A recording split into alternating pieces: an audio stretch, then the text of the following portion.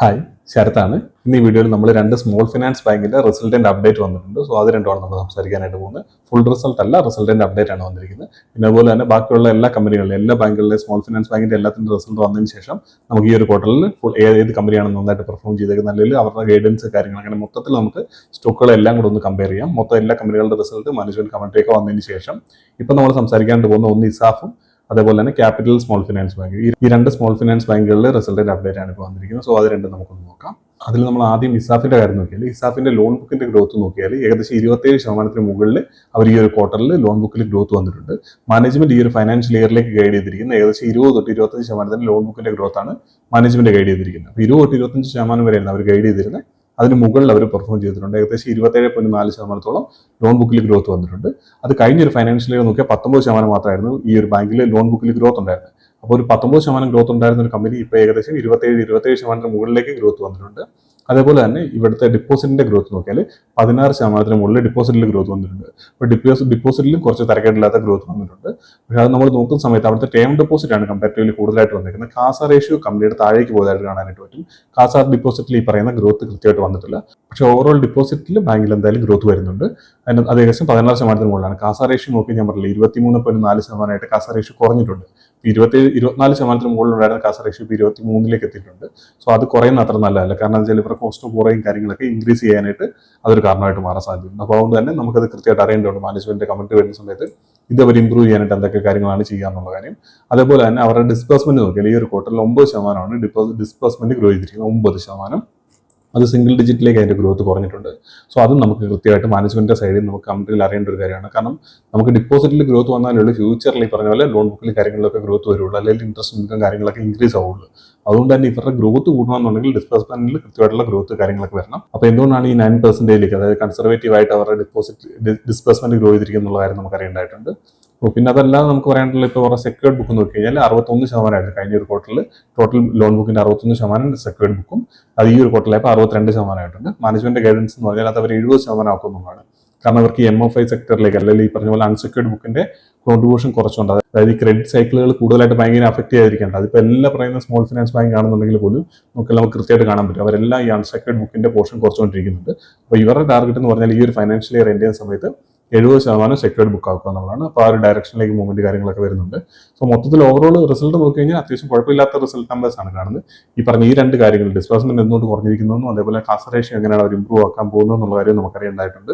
പിന്നെ full result വരുന്ന സമയത്ത് നമുക്കൊരു ഡിസിഷനും കാര്യങ്ങളൊക്കെ മേക്ക് ചെയ്യാനായിട്ട് പറ്റും. അത് ബാക്കിയുള്ള ബാങ്കുകളിലൊക്കെ റിസൾട്ട് വന്നതിന് ശേഷം. അപ്പോൾ ഇത്തരം കാര്യങ്ങളാണ് ഇസാഫിന്റെ അപ്ഡേറ്റിലുള്ളത്. പിന്നെ നമ്മൾ രണ്ടാമത് നോക്കുന്ന ക്യാപിറ്റൽ സ്മോൾ ഫിനാൻസ് ബാങ്കാണ്. നേരത്തെ നമ്മൾ നോക്കി കഴിഞ്ഞാൽ മെയിനായിട്ട് 7 സ്മോൾ ഫിനാൻസ് ബാങ്കുകളെ പറ്റിയിട്ടാണ് മേജറായിട്ട് ഇൻവെസ്റ്റ് ചെയ്യുന്ന ആളുകളെല്ലാം ഡിസ്കസ് ചെയ്തുകൊണ്ടിരിക്കുന്നത്. കാരണം എന്താണെന്ന് വെച്ചാൽ ഈ പറഞ്ഞ capital small finance bank, Fino small finance bank ഉണ്ട്. സോ ഫിനോ ഇപ്പോൾ പുതിയതായിട്ട് ലൈസൻസ് കിട്ടി ആ ഒരു രീതിയിലേക്ക് മാറി വരുന്നുണ്ട്.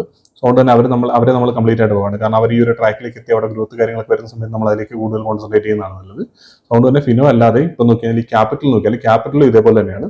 അവർ സ്മോൾ ഫിനാൻസ് ബാങ്ക് ആണെന്നുണ്ടെങ്കിൽ പോലും അവർ ഓപ്പറേറ്റ് ചെയ്തുകൊണ്ടിരുന്നതെന്ന് വെച്ചാൽ നോർമലായിട്ട് നമ്മൾ ഈ സ്മോൾ ഫിനാൻസ് ബാങ്കുകൾ കൂടുതലായിട്ട് മൈക്രോ ഫിനാൻസ് സെക്ടറിലോ അൺസെക്യൂർഡ് ബുക്കുകൾ കാര്യങ്ങളൊക്കെ ഉണ്ട്. സോ അതുകൊണ്ട് തന്നെ ഇവരുടെ ഗ്രോത്ത് കാര്യങ്ങളൊക്കെ കൂടുതലായിരിക്കും, അല്ലെങ്കിൽ ഇവരുടെ നിംസ് കാര്യങ്ങളൊക്കെ കൂടുതലായിരിക്കും. സോ അഗ്രസീവ് ആയിട്ടായിരിക്കും ഇവർ പെർഫോം ചെയ്തുകൊണ്ടിരിക്കുന്നത്, അല്ലെങ്കിൽ ഇവരുടെ ഗ്രോത്ത് കാര്യങ്ങൾ വരുന്നത്.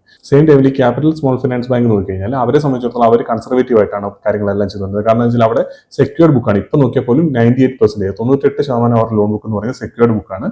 സോ അതുകൊണ്ട് തന്നെ അവർക്ക് അസറ്റ് ക്വാളിറ്റി കാര്യങ്ങളൊക്കെ അവർക്ക് നല്ലതാണ്. ക്രെഡിറ്റ് കോസ്റ്റ് കാര്യങ്ങളൊക്കെ കമ്പാരിറ്റീവ്ലി ഇവരൊക്കെ ബാക്കിയുള്ള ബാങ്കുകളെ കഴിഞ്ഞും കുറവായിരിക്കും. അതുകൊണ്ട് തന്നെ ഇവിടെ ഗ്രോത്ത് റേറ്റും എല്ലാം കുറവാണ്. അതുകൊണ്ട് തന്നെ നമ്മൾ മെയിനായിട്ട് നോക്കിക്കൊണ്ടിരുന്ന ബാക്കിയുള്ള 7 സ്മോൾ ഫിനാൻസ് ബാങ്കുകളായിരുന്നു. പക്ഷേ കഴിഞ്ഞ ഒരു Q2 നോക്കിയാലും മൊത്തത്തെ കാര്യങ്ങളൊക്കെ ചേഞ്ച് വന്നിട്ടുണ്ട്. കാരണം എന്താ വെച്ചാൽ ക്യാപിറ്റൽ സ്മോൾ ഫിനാൻസിന് മാനേജ്മെന്റ് കൃത്യമായിട്ടുള്ള ഗൈഡൻസ് കാര്യങ്ങൾ, അതായത് FY 29 വേണ്ടിയിട്ട് അവർ ടാർഗറ്റ് കാര്യങ്ങൾ തന്നുകൊണ്ട് പുതിയൊരു ഗൈഡൻസ് കാര്യങ്ങൾ തന്നിട്ടുണ്ട്. സോ അതിൽ മാനേജ്മെന്റ് ഏകദേശം ഇപ്പോൾ ഉള്ള ലോൺ ബുക്കിന്റെ ഡബിൾ ആക്കും എന്നുള്ള കാര്യമാണ് പറഞ്ഞിരിക്കുന്നത്. അതായത് ഏകദേശം 7,900 കോടിയായിരുന്നു അവർ ആ ഗൈഡൻസ് വരുന്ന സമയത്ത്, അതായത് Q2 സമയത്ത് അവിടുന്ന് 16,000 കോടിയിലേക്ക് ലോൺ ബുക്കിന്റെ ഗ്രോത്ത് വരും എന്നാണ് പറഞ്ഞിരുന്നത്. സോ അത് നോക്കിയാൽ ഏകദേശം 20-25% ഗ്രോത്ത് ആണ് ലോൺ ബുക്കിൽ അവർ ഗൈഡ് ചെയ്തിരിക്കുന്നത്. അതുപോലെ തന്നെ ROA ആണെങ്കിലും അങ്ങനത്തെ ROE-യിലാണെങ്കിലും എല്ലാത്തിനും അവർ ഗൈഡൻസ് തന്നിട്ടുണ്ട്. അത് 1.6% ROE എത്തിക്കുന്നു. അതേപോലെ ROE നോക്കിയാൽ 15% എത്തിക്കും എന്നുള്ള കാര്യം. സോ ഇതിലേക്ക് മുകളിലേക്ക് എത്തിക്കും എന്നുള്ള കാര്യമാണ് മാനേജ്മെന്റ് പറഞ്ഞിട്ടുള്ളത്. സോ അതുപോലെ തന്നെ ഈ NNP ആണ് 1% താഴേക്കും, അതേപോലെ തന്നെ ക്രെഡിറ്റ് കോസ്റ്റ് 0.3 താഴേക്കും. അതിപ്പോൾ ഓൾറെഡി അവർ അതിന്റെ താഴെ തന്നെയാണ് അവരുടെ ക്രെഡിറ്റ് കോസ്റ്റ് കാര്യങ്ങളുള്ളത്. സോ ആ ഒരു രീതിയിൽ കൃത്യമായിട്ടുള്ള ഗൈഡൻസ് തരികയും ആ ഗൈഡൻസിനകത്ത് കൃത്യമായിട്ട് ലോൺ ബുക്കിലൊക്കെ 20% മുകളിലേക്ക് നേരത്തെ ഒരു 10% അതിനൊക്കെ താഴെയായിട്ടൊക്കെ ഗ്രോ ചെയ്തുകൊണ്ടിരുന്നത്, ആ ഒരു റേഞ്ചിലൊക്കെയായിരുന്നു ഗ്രോ ചെയ്തുകൊണ്ടിരുന്നത്. സോ അവിടുന്ന് 20% മുകളിലേക്ക് മാനേജ്മെന്റ് കൃത്യമായിട്ട് ഗൈഡൻസ് കാര്യങ്ങൾ തരാൻ തുടങ്ങിയിട്ടുണ്ട്. സോ അതുകൊണ്ട് തന്നെ മൊത്തത്തിൽ ആ ഒരു സ്റ്റോക്കിൽ ചേഞ്ച് കാര്യങ്ങളൊക്കെ വന്നിട്ടുണ്ട്. സോ അതുകൊണ്ട് തന്നെ മൊത്തത്തിൽ ആ ഒരു നല്ലൊരു ഡയറക്ഷനിലേക്കാണ് ആ സ്റ്റോക്ക് മൂവ് ചെയ്തുകൊണ്ടിരിക്കുന്നത്. അതിനുശേഷമുള്ള 2 റിസൾട്ട് നോക്കിയാൽ കഴിഞ്ഞ Q3 റിസൾട്ട് ആണെങ്കിലും ഈ Q4 റിസൾട്ട് ആണെങ്കിലും നല്ല ഗ്രോത്ത് 20% മുകളിലേക്ക് അവർക്ക് ഗ്രോത്ത് കാര്യങ്ങളൊക്കെ വരുത്താനായിട്ട് പറ്റുന്നുണ്ട്. ഈ ഒരു ക്വാർട്ടറിൽ നോക്കിയാൽ അവർക്ക് ഏകദേശം 22% ലോൺ ബുക്കിൽ ഗ്രോത്ത് വന്നിട്ടുണ്ട്. സോ അതൊരു നല്ല കാര്യം തന്നെയാണ്. സെയിം ടൈമിൽ ഇവരിപ്പോൾ ഈ പെർസെൻറ്റേജിൽ ഗ്രോ ചെയ്യുന്ന സമയത്ത് ഇവർക്ക് സെക്യൂർഡ് ബുക്കാണ് കൂടുതലെന്ന് പറഞ്ഞല്ലോ. സോ അതുകൊണ്ട് തന്നെ ഇവർ അസറ്റ് ക്വാളിറ്റി കാര്യങ്ങളൊക്കെ നല്ലത് തന്നെയാണ്. ഓൾറെഡി ഇപ്പോൾ അവരുടെ 2.47 ആണ് അവരുടെ GNP എന്ന് പറയുന്നത്. ഈ ഒരു Q1 റിസൾട്ടിന്റെ സമയത്ത് കഴിഞ്ഞ ക്വാർട്ടറിൽ 2.54 ആയിരുന്നു. സോ അവിടെ നിന്ന് താഴേക്ക് വന്നിട്ടുണ്ട് GNP എന്ന് പറയുന്നത്. അതുപോലെ തന്നെ NNPA 1.24% ആണ് ഇപ്പോൾ ഉള്ളത് Q1 റിസൾട്ടിന്റെ സമയത്ത്.